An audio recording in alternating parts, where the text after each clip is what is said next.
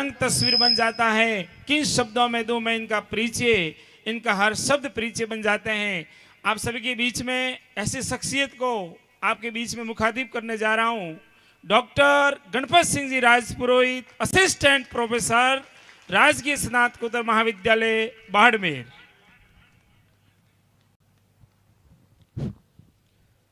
धन्यवाद सर। सम्मानित मंच और काफ़ी देर से सुबह से बैठे हुए समाज के युवा कर्णधार,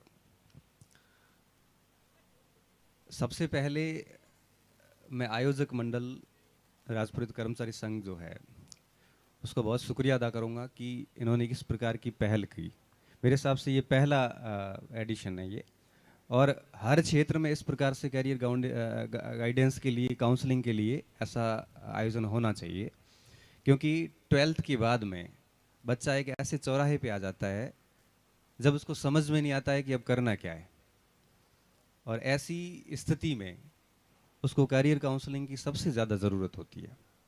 तो ये एक बहुत बढ़िया पहल है और मैं मानता हूँ कि इस पहल को आगे भी जारी रखें। तो बात शुरू करता हूँ मैं मेरी। सभी ने अपने अपने मत दिए, मेडिकल साइंस के दिए, इंडियन आर्मी में दिए, सभी में दिए। मैं कुछ थोड़ा अलग सोचता हूँ इस मामले में, क्योंकि मेरा एक निजी अनुभव है कि जो हम सोच के निकलते हैं ज़रूरी नहीं वही हो। कुछ ऐसी चीज़ें होती है जो अनएक्सपेक्टेड होती है, हमने कभी सोची भी नहीं थी, वो चीज़ें हमारे साथ हो जाती हैं। 10th में आप कैसे थे, 12th में आप कैसे थे, आप मेरिटोरियस स्टूडेंट थे कि कमज़ोर स्टूडेंट थे, ये चीज़ें पीछे छूट जाती है। जैसे ही आप कॉलेज में प्रवेश करते हो बहुत कुछ बदल जाता है, बहुत कुछ बदल जाता है।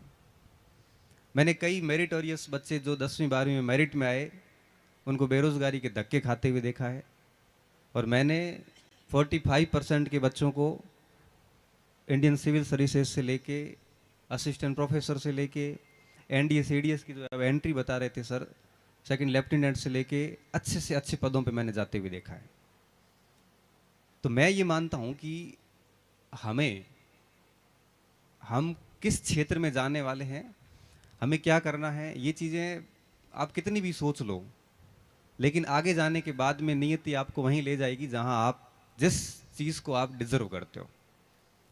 आप किसको डिजर्व करते हो ये आपको पता कैसे चलेगा? डिजर्व का मतलब ये है कि कोई सैन्य सेवा के लिए फिट होता है, वो अपने आप घूम के सेना में चले जाता है।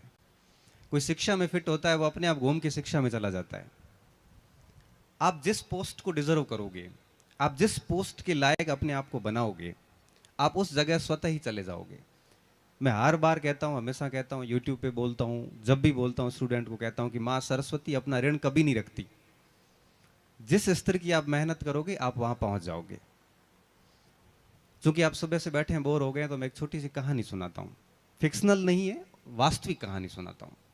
3 साथी थे, साउथ इंडिया की बात है, और तीनों के नाम शायद आपने सुने होंगे। एक का तो पक्का ही सुना होगा, और हो सकता है आपने तीनों का नाम सुना हो। देखो नियति कहाँ कैसे ले जाती है, आप ढंग से सुनना। बहुत एक प्रेरणास्पद कहानी है, मैंने बहुत पहले पढ़ी थी। 3 दोस्त थे और तीनों बहुत ब्रिलियंट थे, 10th तक ब्रिलियंट थे। तीनों 11th में आए तो तीनों ने साइंस ले लिया। साउथ में क्या साइंस का प्रचलन थोड़ा ज़्यादा है। अब उसमें से एक दोस्त पिछड़ गया, क्योंकि उसका 10वीं तक तो ठीक था, 11th में क्या गलती से दोस्तों के साथ में जाके साइंस तो ले ली, लेकिन ना फिजिक्स समझ में आए ना मैथ समझ में आए। अब बीच में छोड़ नहीं सकता, क्योंकि घर वालों का भी दबाव होता है, बैक एंट्री का कोई ऑप्शन नहीं है। जैसे तैसे करके तीनों 11th में पास करके 12th में आए। पहले 2 तो क्लास में टॉप थे, और एक लास्ट में जाके धक्का दे के गुरुजी ने ग्रेस लगा के सानुग्रह उत्तीर्ण करके 12वीं में ले लिया। 12वीं में आने के बाद उसने कहा नहीं, मेरे से अब ये साइंस वाला तो बैठेगा ही नहीं, उसने चेंज करके आर्ट्स ले लिया। और जो 2 ब्रिलियंट स्टूडेंट थे उन्होंने अपना फिजिक्स केमिस्ट्री मैथ जारी रखा। 12th का रिजल्ट आया तो एक राज्य भर में, शायद तमिलनाडु स्टेट है, पहली रैंक पे था, और दूसरा 8वीं रैंक पे था, और तीसरा सप्लीमेंट्री करके आर्ट्स में 12वीं पास कर ली। कुल मिला के तीनों कॉलेज में आ गए। पहले वाले दोनों का एडमिशन आईआईटी में हो गया, क्योंकि ब्रिलियंट थे तो निश्चित रूप से ब्रिलियंट होता है, वो ब्रिलियंट रहता है जब तक वो अपनी गति को बनाए रखता है। होशियार तब तक होशियार है जब तक वो अपनी गति बनाए रखता है। जिस दिन पढ़ाई छोड़ दी, इंटेलिजेंट भी मैंने है वो खेतों में काम करते हुए देखे हैं। सबसे बड़ी बात है यहाँ पे कि जब तक आपकी गति है तब तक आप होशियार हैं। जिस दिन आपकी पढ़ाई छूट जाएगी उस दिन आप अंतिम पंक्ति में खड़े हो जाओगे। अध्ययन एक साइकिल की तरह है, जितनी गति से पैडल मारोगे उतनी चलती जाएगी। जिस दिन रुक गई उस दिन वहीं रुक जाएगी। अब दोनों का आईआईटी में सिलेक्शन हुआ और तीसरे भाई साहब जो थे वो कॉलेज में आर्ट्स में एडमिशन ले लिया। बीटेक होती पहला जो स्टूडेंट था, जो टॉप मोस्ट क्रीम थी, यूपीएससी के एग्जाम करवाता, इंडियन इंजीनियरिंग सर्विस, तो देश के सबसे टॉप मोस्ट इंजीनियर लेते हैं। भारत में सबसे बड़ी इंजीनियरिंग सेवा वही है। आईआईटी करने के बाद भी कई लोग प्लेसमेंट लेके करोड़ों रुपए में चले जाते हैं। कुछ ऐसे होते हैं जो इंडियन इंजीनियरिंग सर्विस का सपना संजोते हैं, और उनका वही track record Indian engineering service में भी टॉप कर गए। और टॉप करने के बाद में भारत सरकार के रेलवे के अंदर चीफ इंजीनियर बने, जिसे हम आज मेट्रो मैन ई श्रीधरन के नाम से जानते हैं। नाम सुना है ई श्रीधरन का? दिल्ली मेट्रो के चीफ इंजीनियर थे वो। भारत का सबसे खतरनाक रेलवे माना जाता कोंकण रेलवे, उसके चीफ आर्किटेक्ट थे वो। अभी भी बैठे हैं, गए नहीं है। 80-85 वर्ष की शायद उम्र है उनकी। और भारत के सबसे बेस्ट इंजीनियर में से वो एक है। अगर आप गूगल पे उनका हल्का सा ई लिखोगे ना तो भी श्रीधरन अपने आप आएगा। अभी तक आप क्या कॉलेज में घुसे नहीं हो, अभी आपने तैयारियां शुरू नहीं की है, नहीं तो ई श्रीधरन का नाम कौन नहीं जानता। दूसरे वाले इंसान, उन्होंने आईएएस का एग्जाम दिया और आईएएस में पास हो गए, कलेक्टर बने। कलेक्टर बनने के बाद में कलेक्टर धीरे धीरे सेक्रेटरी तक पहुंच जाता है, और वो आपके आगे बढ़े और आईएएस से पार करते करते करते करते भारत के मुख्य चुनाव आयुक्त बने। भारत के मुख्य चुनाव आयुक्त बने टी सेशन, जिनका नाम है। डॉक्टर एपीजे अब्दुल कलाम कहते थे कि एकमात्र वो व्यक्ति है जो मुझे पूरे नाम से बुलाता है। अब्दुल पाकिर जैनुलाब्दीन अब्दुल कलाम कैसे हो, वो ऐसे बोलते थे। टी सेशन ने भारत में चुनाव में कितने सुधार किए, ये आप कॉलेज में जाओगे तब आपको पता चलेगा। भारत के चुनावों की अगर पूरी इतिहास लिखा जाए तो टी सेशन का अपना एक युग था और बेहतरीन काम किए थे उन्होंने। अब आते तीसरी शख्सियत। तीसरी शख्सियत ने पढ़ाई बीच में शायद छूट गई या बीए पूरी हो गई और वहां पे पार्षद का चुनाव लड़ा। पार्षद एमएलए होते हुए 3 बार कंटिन्यू एमपी बने और अटल जी की गवर्नमेंट में वो कैबिनेट मंत्रालय में भी चले गए, मंत्री बन गए, बाकी दोनों के ऊपर आ गए, केपी उन्नीकृष्णन। अब आप देखो नियति कहां ले गई। जो 11th में सबसे लास्ट में थे वो राजनीति में सबसे ऊपर आ गए। जो सबसे टॉप थे वो चीफ इंजीनियर बन गए और उनके मालिक के रूप में देखो रैंक बिल्कुल उल्टी हो गई। जो सबसे टॉप था वो सबसे नीचे था, इंजीनियर सेक्रेटरी के नीचे और सेक्रेटरी मंत्री के नीचे। इसलिए कहते हैं कि हमें हमारी मेहनत पे बल देना चाहिए। आपके अंदर जो क्षमताएं हैं आपको पता चल जाएगी। जिस सब्जेक्ट को देखते एलर्जी होती है, समझ आना कि यहाँ पे अपना काम खराब है। अभी सर ने बताया वो सीडीएस का इंटरव्यू का, मैं 5 दे के आया हूँ। SSB service selection board, Bhopal गया, इलाहाबाद गया। अब जबरदस्ती कर रहा था मैं, मेरे साथ ही एक्चुअली बात ये थी। वहाँ फर्राटेदार इंग्लिश चाहिए, 5 दिन तक एसएसबी चलता है, पता नहीं कितने टेस्ट होते हैं अंदर। वहाँ स्टार्टिंग में आप स्क्रीन आउट ही कर देते हैं। शानदार वाली इंग्लिश चाहिए होती है, क्योंकि वहाँ पे वो लोग आते हैं जिनमें OLQs पूरी होती है, ऑफिसर लाइक क्वालिटीज कंप्लीट होती है, और वो होती है जनरली जो आर्मी परिवार से होते हैं उन बच्चों के लिए बहुत अच्छा होता है। 4 बार बाहर किया था मुझे। एक मेरे साथी ने कहा जो अभी सर्विस टैक्स कमिश्नर है, उसने कहा कि भाई ऐसा है तो क्यों ये माथाफोड़ी कर रहा है, क्यों, ये एसएसबी तेरे लिए नहीं है, बेहतर है दूसरा कोई जॉब देख। नहीं लेंगे तो वर्दी लेंगे। तब असिस्टेंट कमांडेंट की जो उन्होंने बात की, मैं कंटिन्यू 3 बार फिजिकल दे के आया। दिल्ली टिगरी कैंप से लेके, रुड़की से लेके, और तीनों बार मुझे फिजिकल आउट किया, चेस्ट आउट किया। मेरे मित्र ने फिर कहा, भाई देख तेरे वर्दी काम की नहीं है, क्यों माथा फोड़ी कर रहा है? नहीं, जाएंगे तो उसमें ही। और फाइनली क्या हुआ, एजुकेशन में आए। जो हम सोच के निकलते हैं, प्लानिंग है वैसी नहीं होती है। आप 12th करने के बाद में जैसे ही कॉलेज में घुसोगे तो एक सबसे बड़ी घटना होगी, वहां आपका एक ग्रुप बनेगा। आप जैसे ग्रुप के साथ घुसोगे आप वैसे हो जाओगे, यकीन मानना। अगर आप किसी रोल आवारा ग्रुप के साथ घुस गए तो आपके भले 10वीं में 12वीं में 98% थे, आपकी हालत उनसे भी बेहतर बदतर होगी जो आपकी क्लास में लास्ट थे। आप अगर किसी इंटेलिजेंट ग्रुप के साथ में घुस गए तो आपकी नैया पार हो जाएगी।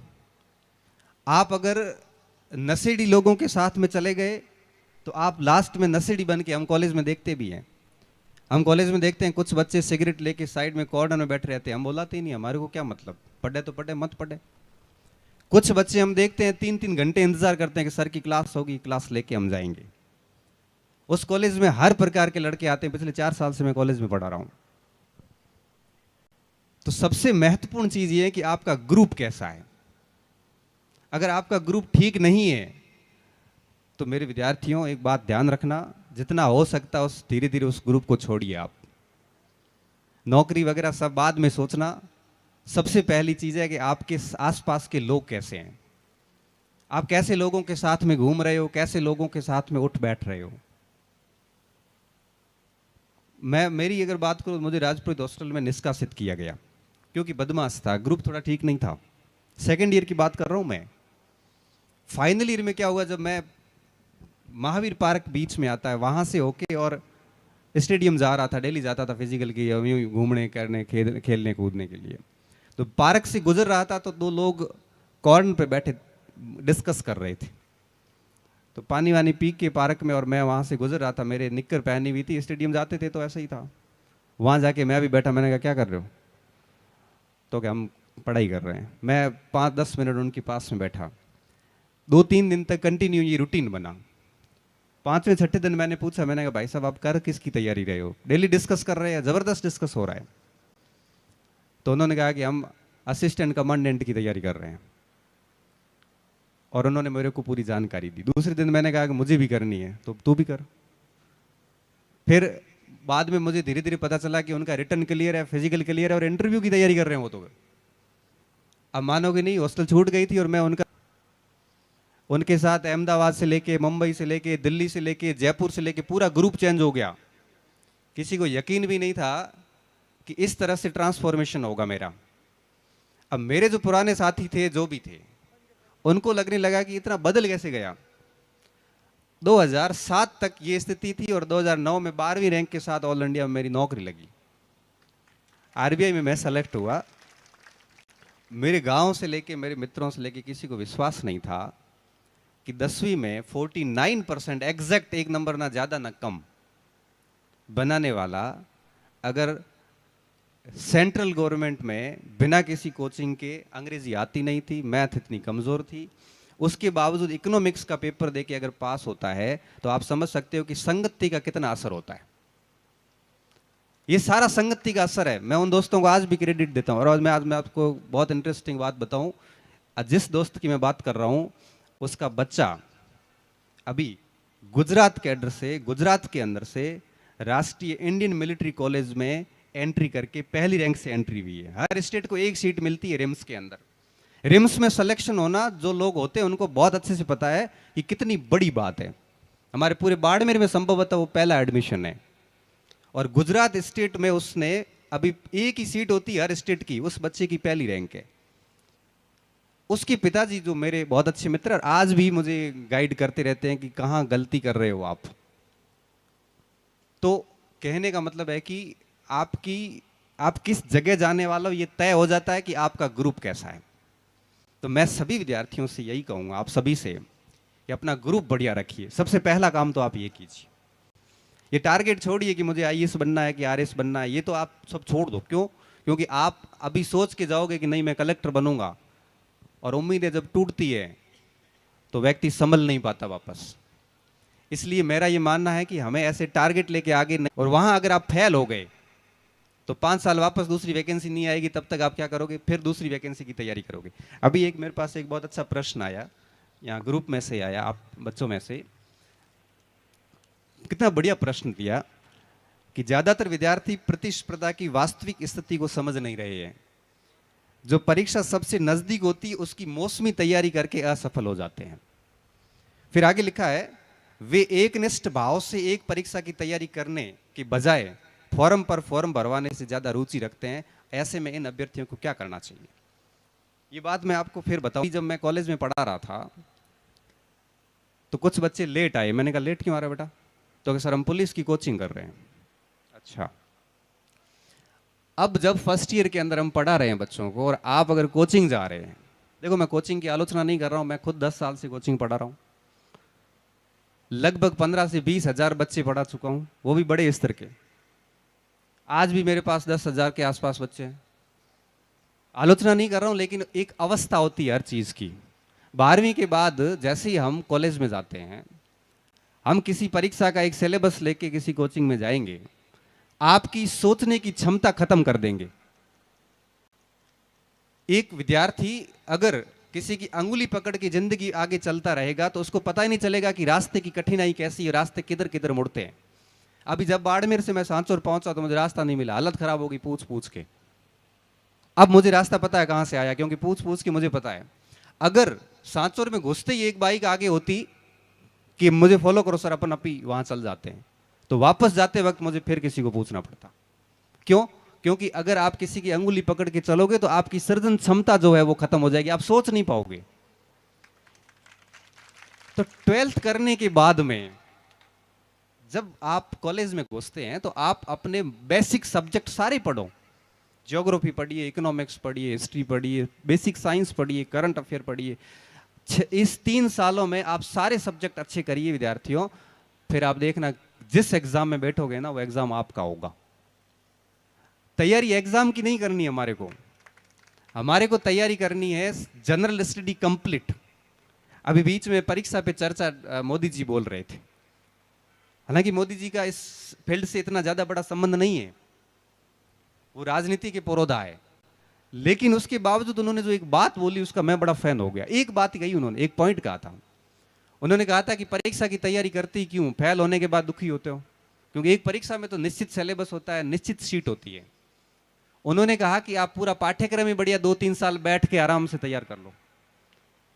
भारत का ऐसा कोई एग्जाम नहीं है जिसमें हिस्ट्री नहीं पूछते, पॉलिटी नहीं पूछते, ज्योग्राफी नहीं पूछते, बेसिक साइंस नहीं पूछते, रीजनिंग नहीं पूछते, या करंट नहीं पूछते। मैं ये कहता हूं कि अगर फर्स्ट ईयर सेकंड ईयर 3 साल में अगर ये 5 पार्ट तैयार कर लो, आप कौन सी परीक्षा में फेल होंगे? मैं हकीकत बता दूं आपको कि अभी तक मैंने लगभग सारे एग्जाम पास किए, एक आईएएस मेंस का नहीं हुआ मेरे से। उसके पीछे एक बहुत बड़ा कारण था, लेकिन मैंने कभी किसी एग्जाम की पर्टिकुलर लेके सिलेबस लेके तैयारी नहीं की। मेरे 6 सब्जेक्ट अच्छे हैं। 2012 में मेरा जेआरएफ ज्योग्राफी से हुआ, लेकिन ज्योग्राफी में एमए पूरी नहीं हो पाई। हिस्ट्री से करी, हिस्ट्री से जेआरएफ किया, इकोनॉमिक्स से नेट किया। इकोनॉमिक्स और ज्योग्राफी दोनों मेरे आईएएस मेंस में सब्जेक्ट थे। 2010-11 की मैं बात कर रहा हूं। सेकंड ग्रेड में हुआ, फर्स्ट ग्रेड में हुआ, कॉलेज लेक्चर में हुआ, हेडमास्टर में हुआ, आरएस के इंटरव्यू देके आया, इंटेलिजेंस ब्यूरो का देके आया, आरबी में हुआ, नवोदय विद्यालय में 23वीं रैंक थी। ये सारे सिलेक्शन पिछले 5-6 साल के हैं, पुराने नहीं हैं। और आज भी अगर कोई एग्जाम में बैठूं तो मैं पास कर लूंगा उसको। क्यों? मैंने उस एग्जाम की तैयारी नहीं की, मैंने मेरे सब्जेक्ट को अच्छा रखा। मैं कहता हूं कि जैसे कोई खिलाड़ी है, कोई क्रिकेट का खिलाड़ी है या फिर कोई धावक है, आपको क्या लगता है 100 मीटर का धावक डेली 100 मीटर की प्रैक्टिस करता है? 100 मीटर का धावक डेली 10 किलोमीटर कम से कम दौड़ता होगा। कम से कम बता रहा हूं विद्यार्थियों, 40-40 दौड़ते हैं, क्योंकि उनको पता है कि अगर 10-20 किलोमीटर का स्टेमिना डेवलप करेंगे तो लास्ट 100 मीटर की जब दौड़ आएगी उस मंच पे, तब वो अपनी पूरी जान लगा देता है और उसका स्टेमिना इस कदर होता है कि मेडल लेके नीचे आता है। निशानेबाज वहां जाता है, 3-4 गोलियां चला के राउंड में वापस आता है। आप सोचिए उस राउंड के लिए उसने पहले कितनी गोलियां चलाई होगी उस अंदर खड़ा होके प्रैक्टिस सेशन में। एक बॉलर जो 10 ओवर फेंकता है क्रिकेट मैदान में, आप सोचिए कि अभ्यास सत्र में उससे कितनी गेंदें फेंकवाई गई है कोच के द्वारा। वो क्या 6 बॉल की तैयारी करके जाएगा? नहीं। इसलिए कहता हूं, मैं हमेशा कहता हूं, फर्स्ट ईयर में भी कहता हूं, जो बच्चे कोचिंग आते हैं उनको भी कहता हूं कि कॉलेज की जो लाइफ है 3 साल की, इसमें अपने सब्जेक्ट मजबूत कीजिए, किसी परीक्षा के पीछे मत भागिए। पीछे भागने से वो आपकी नहीं होगी। आप उन 3 सालों में अपने विषयों को इतना बढ़िया कीजिए कि 3 साल पूरे होते, क्योंकि आजकल क्या है ना कि जितनी भी परीक्षाएं हैं उन सब के लिए ग्रेजुएशन लगभग कॉमन कर दिया गया है। पटवारी दो चाहे ग्राम सेवक दो, लगभग सभी में ग्रेजुएशन कर दिया, और नहीं किया तो 2 साल बाद लगभग सब में हो जाएगा। तो आजकल क्या, पहले जो 8वीं पास लोग होते थे उनकी बौद्धिकता और आज के एमए वालों की बौद्धिकता बराबर है। पहले के लोग जो 8वीं पास, मेरे पापा ने 9वीं पास ही करी है, लेकिन आज भी जब वो काम करते हैं तब हमें कई बार खुद पे शर्म आती है कि हमने पीएचडी तक कर ली, लेकिन वो स्किल आज भी नहीं है। आज से 2 साल पहले मैं कोटड़ी में बैठा था, उतारे में बैठा था, तो कोई ब्याज पे बात चली, तो 2 सीनियर सिटीजन बैठे, उन्होंने कहा कि ले छोरा, के मारवाड़ी में बोले, ले छोरा थोड़ा ब्याज निकाल। तो अब मेरी हालत ये कि मुझे ब्याज निकालना ना है, हम तो वो मूलधन गुणा समय गुणा वो टी गुणा वो सूत्र लगाते हैं, हमारे को क्या बताओ क्या। उसने बोला 2 की मिति, और हमारे को याद है परसेंटेज। अब मिति और परसेंटेज में क्या संपर्क है ये हमें नहीं पता, उस समय नहीं था। मैंने कहा मैं अभी पेन ला के आता हूँ। उसने कहा ले आ। मैं घर गया मम्मी के पास, मम्मी को कहा कि 500 रुपए, इतना साल है, इतनी मती, ब्याज कितना हुआ बता फटाफट। माँ ने कहा बेटा ये इतना हुआ। मेरी माँ ने कभी स्कूल देखी नहीं, और कोटड़ी में जाके वापस बोला कि इतना ब्याज हुआ। ये 2015-16 की मैं बात कर रहा हूँ, मैं उस समय फर्स्ट ग्रेड लगा हुआ था, क्योंकि जरूरत कभी नहीं पड़ी, प्रैक्टिकल ज्ञान नहीं है। सिद्धांत तो पढ़ लिया, लेकिन प्रैक्टिकल ग्राउंड लेवल पे काम नहीं है। इसलिए कहता हूं कि आप लोग कॉलेज में जब अब एंट्री करोगे या आप कॉलेज में पढ़ रहे हैं, तो आप सबसे पहला आपकी संगति सुधारिए, अच्छे लोगों के से संपर्क रखिए। अगर व्यक्ति अच्छा नहीं मिलता है तो अकेले ही रहिए, सबसे पहला काम तो ये कीजिए। दूसरी बात सबसे महत्वपूर्ण कि जनरल स्टडी में 6 भाग होते हैं, आप 6 भाग पे काम कीजिए। इतिहास होता है, भूगोल है, पॉलिटिकल साइंस है, सामान्य विज्ञान है, अर्थशास्त्र है, करंट अफेयर है, ये इतने ही है, और रीजनिंग है। इन पे काम कीजिए। जब मैं 12वीं पास करके जब कॉलेज में आया, तो फर्स्ट ईयर तो यूं ही चला गया था, सेकंड ईयर में थोड़ा थोड़ा एक प्रकार से ट्रांसफॉर्मेशन आया, और फाइनल ईयर के जब अंदर आया तब हमने ये जनरल स्टडी को पढ़ना शुरू किया। और आज की स्थिति ये है कि हम आर्ट्स का कोई भी सब्जेक्ट बहुत बढ़िया तरीके से पढ़ा सकते हैं और उसका आउटपुट दे सकते हैं, और कोई भी परीक्षा में इन 6 से बाहर कुछ आता नहीं है। इसलिए कहते हैं कि इस बच्चे ने जो प्रश्न किया है ना, इसने पीछे मेरे लिए कुछ 4 पंक्तियां भी लिखी, स्वरचित रचनाएं भी लिखी है, मैं बाद में सुनाऊंगा। ये अभी बीच में से ही, क्योंकि जब भी मैं कहीं खड़ा होता हूं तो बच्चे रीट का पूछते हैं, भर्ती कब आएगी सर, मैं सेकंड ग्रेड की करूं कि फर्स्ट ग्रेड की करूं। ये बहुत लोकप्रिय प्रश्न है जो मेरे से अक्सर बच्चे पूछते हैं, क्योंकि लगभग 2 से 2.5 लाख बच्चे हैं जो मेरे से सीधे तौर पे जुड़े हुए हैं, यूट्यूब चैनल्स के माध्यम से, एप्लीकेशंस के माध्यम से। पूरे राजस्थान के बच्चे जुड़े हुए हैं, और मुझे बड़ा गर्व होता है कि हम राजपुरोहित का जो धर्म होता है, दान देना, दान लेना, ज्ञान देना, ज्ञान हासिल करना, और यज्ञ करना और यज्ञ करवाना। आज के दौर में ज्ञान हो, चाहे यज्ञ हो, चाहे दान हो, ये सब विद्या ही है। और मुझे बड़ा गर्व होता है कि मैं अपने उन उद्देश्यों को आगे लेके चल रहा हूं। ज्ञान हासिल भी कर रहे हैं और ज्ञान दे भी रहे हैं, और विद्या का दान कर रहे हैं और विद्या हासिल भी कर रहे हैं। तो जनरली ये प्रश्न मेरे पास आते रहते हैं, इसलिए मैं आप सभी को कहूंगा कि यहां से निकलने के बाद बढ़िया अपने सब्जेक्ट तैयार कीजिए, अच्छा ग्रुप रखिए, और सबसे खास बात देखिए, आप नौकरी लगे ना लगे, लेकिन आप एक अच्छे इंसान होने बहुत ज़रूरी है। अगर आप अच्छे इंसान नहीं हैं तो आप अपने क्षेत्र, अपने माता पिता, अपने गुरुजनों, सभी को लज्जित करोगे। अगर कोई बुरा काम करके आते हैं तब हम लोग क्या कहते हैं, हमारा स्टूडेंट ही, तो भी हम कहते हैं मैं नहीं जानता। आपका अगर कहीं नौकरी लग गई, भाई साहब आप मेरे रिलेशन में नहीं है तो भी मैं रिश्ता निकाल दूंगा, ये मेरे रिलेटिव है। क्यों? रिश्ता आपसे नहीं निकला है, रिश्ता उस पोस्ट से निकला है। इसलिए कहते हैं कि काम अच्छा करो। एक अच्छा इंसान बनना सबसे ज्यादा जरूरी है। मैंने एक बहुत बहुत पहले एक लेख लिखा था, उसमें एक पंक्ति लिखी थी जो बहुत लोगों को पसंद आई थी कि पद जो होता है वो व्यक्ति को प्रतिष्ठित नहीं करता है, व्यक्ति पद को प्रतिष्ठित करता है। उस पद पे कैसा व्यक्ति बैठा है इस बात पे निर्भर करेगा कि वो पद कैसा है। आप पीछे मुड़ के देखोगे ना अपनी 12वीं क्लास तक की यात्रा, तो आपको बहुत चंद शिक्षकों के नाम याद आएंगे। अभी तो सारे आ जाएंगे, लेकिन 10 साल बाद आप पीछे मुड़ के देखोगे तो वो मास्टर याद आएगा, वो आईएएस याद आएगा, वो अधिकारी याद आएगा जिसने आपको प्रभावित किया है। जबकि उस पोस्ट पे हजारों लोग आके गए हैं, लेकिन आपको चंद लोग याद क्यों है? क्योंकि वो व्यक्ति अच्छे थे। इसलिए नौकरी लगना करना ये सारी सेकेंडरी चीजें हैं। सबसे पहली चीज होती है कि हम अच्छा इंसान होना जरूरी। क्योंकि भारत भर के आंकड़े देखें ना तो 1-2% नौकरी लगते हैं, 98% भूख नहीं मर रहा। देश की अर्थव्यवस्था 58% ही चला रहे हैं। देश की पूरी इकोनॉमी 98% लोग वो चला रहे हैं जो सरकारी सेवा में नहीं है। तो नौकरी नहीं लगना कोई गुनाह नहीं है, लेकिन जब तक अंदर क्षमता है तब तक ऐसे निराश होकर बैठ नहीं सकते। अपनी ताकत पूरी लगानी है। फिर भी अगर नहीं होता है ना तो उसमें भी ये कोई बात नहीं है कि नौकरी नहीं लगी तो मैं असफल हो गया। ये वो मेरी नजर में एक व्यक्ति है जिसका कहीं पर भी नहीं हुआ और आज की तारीख में 200 लोगों को रोजगार दे रहा है, वो भी कॉलेज खोल के। 16,000 स्टूडेंट है वहां पे। बीएड कॉलेज भी है, एसटीसी भी है, बीएससी भी है, बीकॉम भी है, बीए भी है। खुद का कहीं नहीं हुआ और आज की तारीख में हजारों बच्चों को पढ़ा रहा है और हजारों वहां पे लोग नौकरी कर रहे हैं वहां पे, भले खुद की नहीं लगी हो।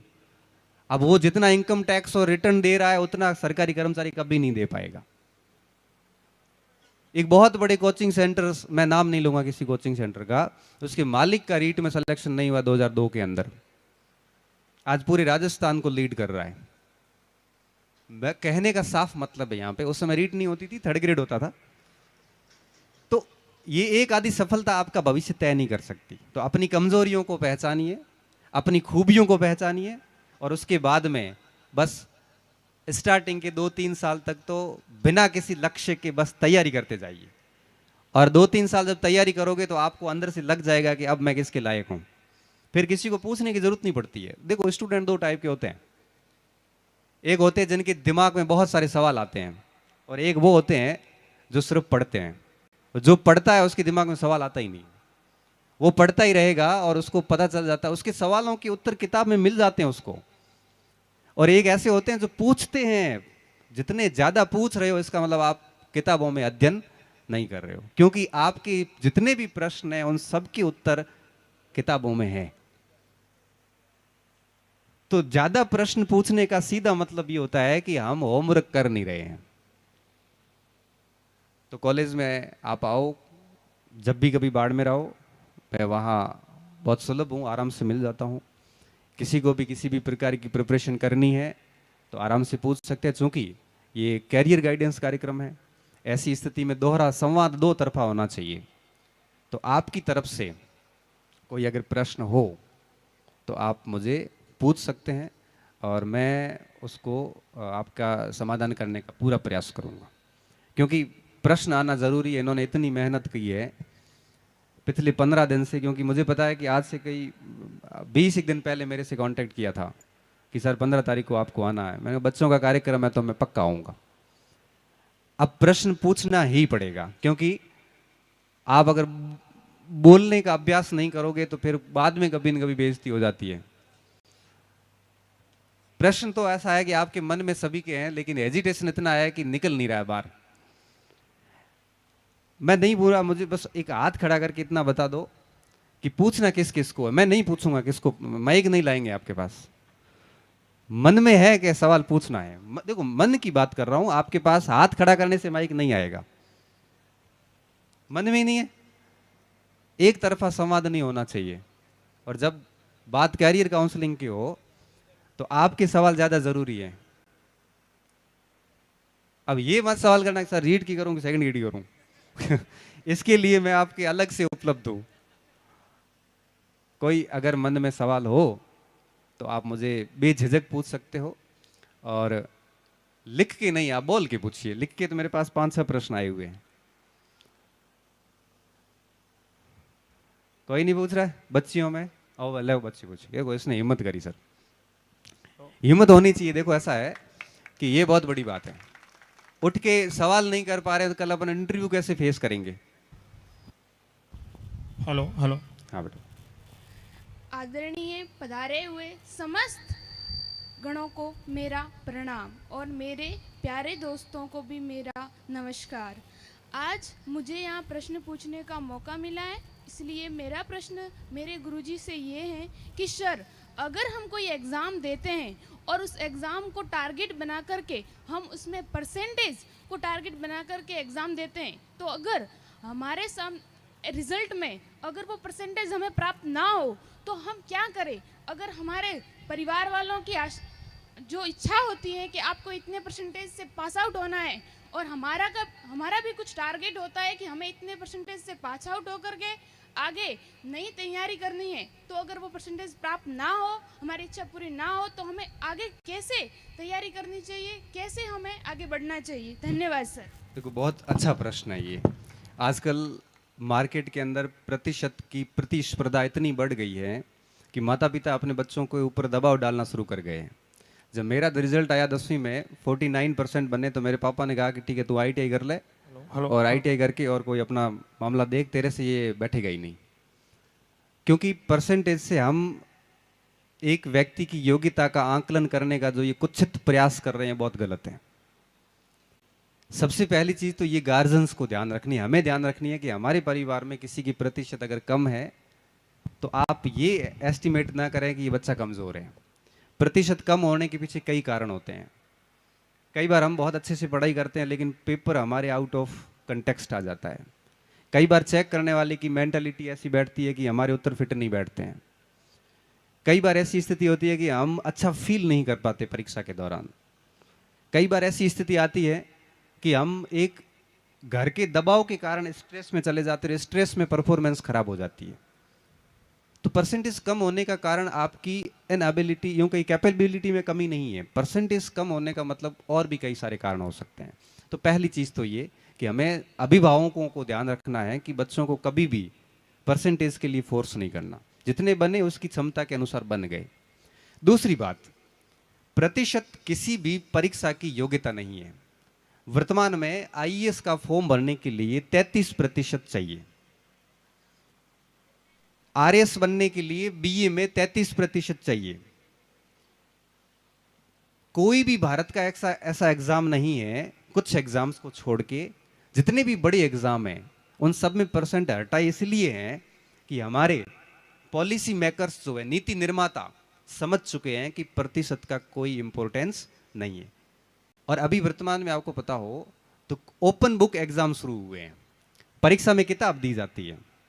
अभी RAS में आपको पता होगा SDM की ट्रेनिंग चल रही है, और SDM की ट्रेनिंग में जब परीक्षा होती है लास्ट में तो किताबें दी जाती है, खोल के और लिखो उत्तर, ताकि बच्चे के ऊपर स्ट्रेस ना रहे। CBSE ने प्रयोग भी कर दिया। तो दूसरी बात आपको ये समझनी है कि प्रतिशत का आपकी योग्यता के आंकलन में कोई फर्क नहीं पड़ता। और तीसरी बात, जब हमने मेहनत कर ली, परसेंट कम बन गए, तो अब उस सिचुएशंस को कैसे झेलें, क्योंकि अब लोग सुनाना शुरू कर देंगे।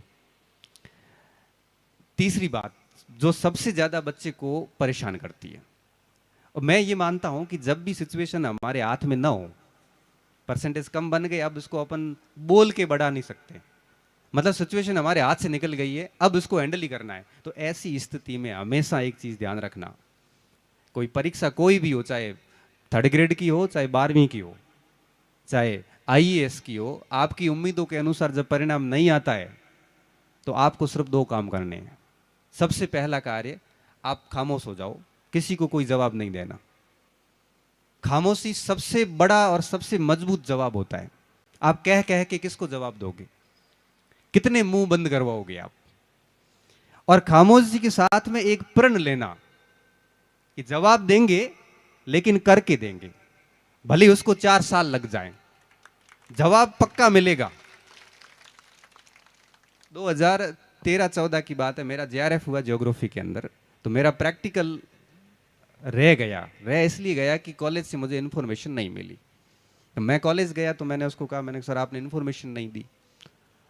तो उन्होंने कहा कि इन्फॉर्मेशन आपको खुद को ध्यान रखनी चाहिए, गलती से जेआरएफ कर दिया ये वो वगैरह वगैरह। मैंने कहा सर ऐसी बात नहीं है, गलती से जेआरएफ हुआ। जेआरएफ यूजीसी करवाता था और यूजीसी आजकल एनटीए करवाता है, जेआरएफ गलती से नहीं होते। और उस समय मैंने ज़्यादा कुछ नहीं कहा, मैं निकल गया। मैंने कोई बात नहीं सर, मैं एमए अब हिस्ट्री में कर लूँगा। और उसके 3 साल बाद उनका स्टाफ बन के वापस कॉलेज में लगा।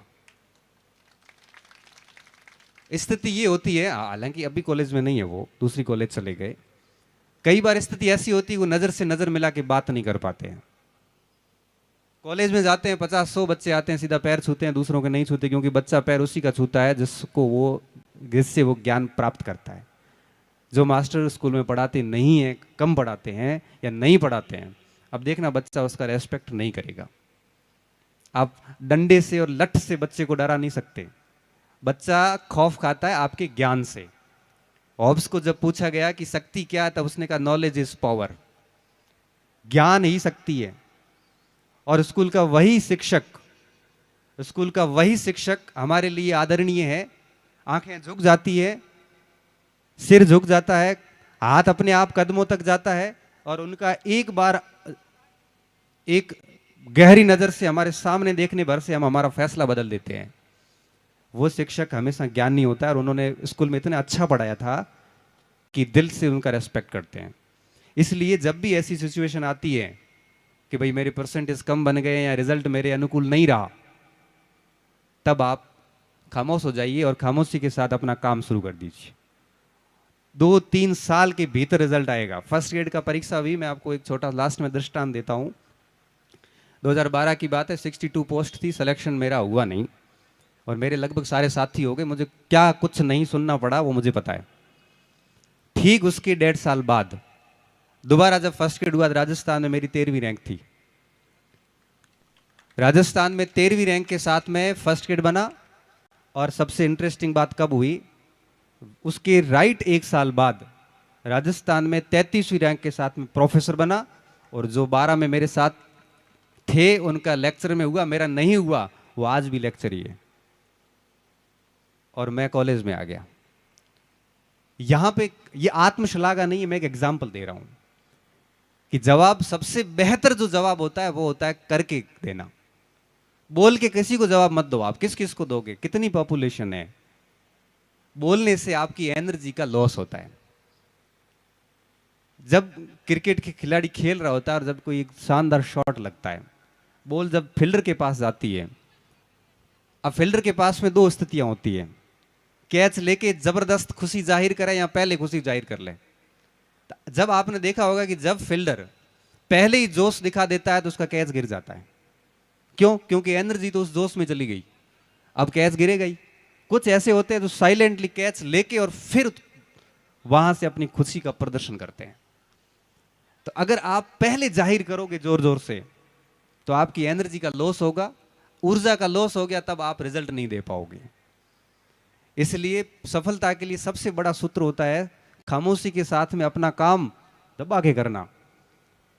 जो भी कार्य करो 100% के साथ करो, नहीं तो छोड़ दो। क्योंकि बिना 100% दिए कभी भी आप सफल नहीं हो सकते, और न ही आपको अंदर से कभी सुकून मिलेगा। और 100% देने का क्राइटेरिया क्या? जब रात को हम सोते हैं ना, अभी तो आपको बढ़िया नींद आती है 12वीं, क्योंकि अभी आपके ऊपर जिम्मेदारियां नहीं है। 2-3 साल के बाद में आपके ऊपर रिस्पॉन्सिबिलिटी आएगी। नौकरी की टाइम ज़्यादा तो नहीं ले रहा हूँ सर, बस मैं जल्दी फ्री कर रहा हूँ।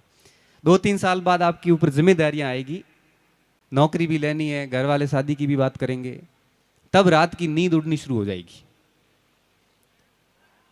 फिर आप पूरा दिन जब मेहनत करके रात को जब सोओगे, तब आंखें थक के सो जाए और ये कहे कि भाई मैंने मेरा 100% दे दिया, अब मेरे बैठने की कैपेसिटी नहीं है, तब आप मान लेना कि आप अपना 100% दे रहे हो। और जिस विद्यार्थी ने अपना 100% दिया है ना, वो एक परीक्षा फेल हो सकता है, दूसरी फेल हो सकता है, लेकिन तीसरी ऐसी सफलता अर्जित करेगा जिसकी उम्मीद समाज ने भी नहीं की थी।